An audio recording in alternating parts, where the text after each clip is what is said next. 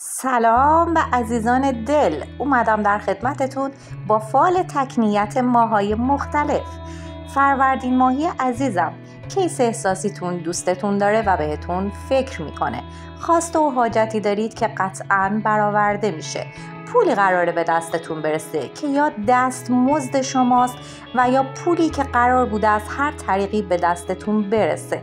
یک سفر میبینم که بابت این سفر از شریک احساسیتون مدتی دور میشید، ولی رابطه خوبی با هم دارید و دلتنگی دو طرفه میبینم.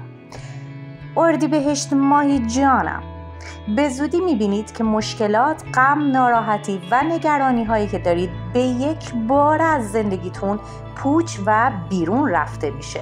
در مورد خواب استراحتتون برنامه‌ریزی داشته باشید تا دچار مشکل نشید. مطمئن باشید که لجبازی راهگشای کار شما نیست. خرداد ماهی جانم، توی کاری که بهش مهارت دارید تلاشت رو بیشتر کن، چون قراره ازش سود و منفعت زیادی بهت برسه. حواستو جمع کن. توی محیط کارت شخصی رو میبینم که داره زیرا شما رو میزنه. حواست رو به این شخص، حرفها و کارهاش باشه. از لحاظ مالی اگر به هم ریختگی هست، مطمئن باش که قراره به زودی رفع بشه و روزهای بسیار عالی رو برات میبینم.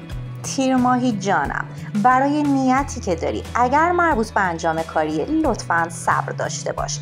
فعلا تا 5 وعده برات زمان افتاده. مشکلاتی رو میبینم توی روابط احساسیت که بهت قول میدم به زودی حل میشه و روابط عاشقانه بسیار خوبی خواهید داشت. میبینم که خیلی توی چشمی و خیلی ها بهت حسادت میکنن. حواستو به خودت جمع کن. مرداد ماهی جانم، پیشرفت و موفقیت توی زمینه کاری دیده میشه. شخصی اگر توی زمینه مالی بهت قولی داده نگران نباش، چون بهش عمل میکنه، هرچند ممکنه توی بعضی موارد با تأخیر باشه. وصال یار براتون دیده میشه، تماس تلفنی که بسیار خوشحالتون میکنه. اگر از یارت دوری، بیقراری، نگران نباش، روزهای خوبی رو برات میبینم. شهریور ماهی جانم، عزیز دل، برات میبینم که سر یک دوراهی یا بلا تکلیفی خیلی عجیبی قرار گرفتی. تو این مورد برات کارت مشورت افتاده. میدونم که از لحاظ مالی مشکلاتی داری و حتی ممکنه بدهیات زیاد شده باشه. بهت قول میدم قراره حمایت مالی بشی. برات کارت برنده میبینم.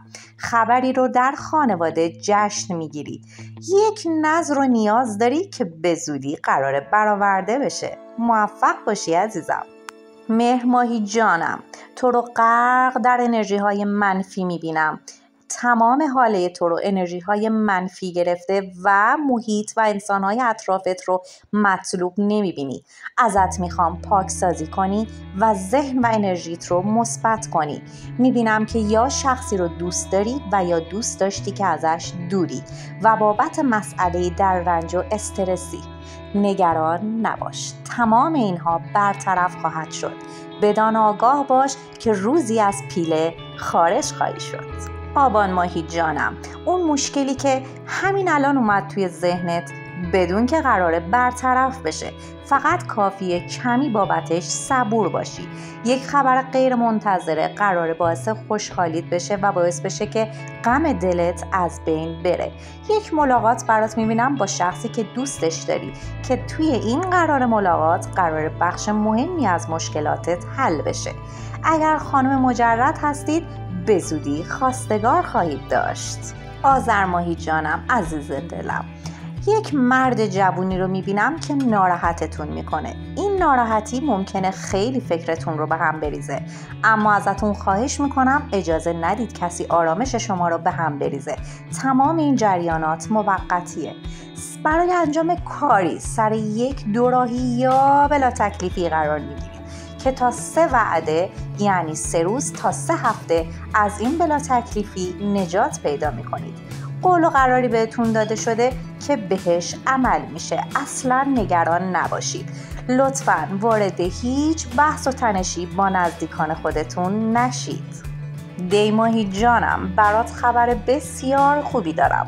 به زودی اتفاقی در حد معجزه در زندگیت میفته که بسیار تو رو متعجب و خوشحال میکنه. وقت اون رسیده که در مورد روابط احساسیت تصمیم جدی بگیری. در بعضی از موارد میبینم که بحث و دلخوری به آشتی تبدیل میشه و گرم شدن روابط احساسیتون رو میبینم.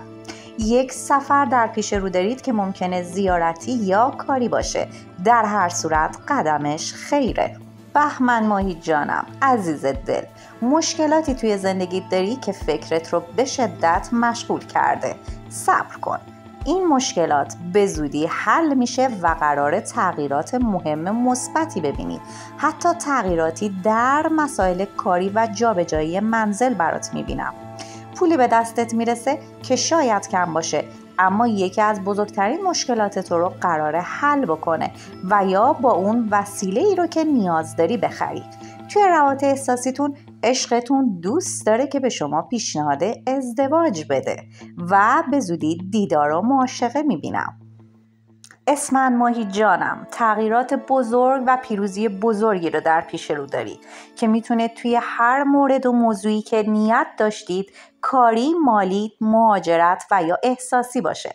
خودتون رو برای این تغییرات آماده کنید، چون شما سختی‌های زیادی رو کشیدید و الان وقت شکفتن شماست. اگر خودتون خانم مجردی هستید و یا خانم مجردی در اطراف شماست، ازدواج میبینم.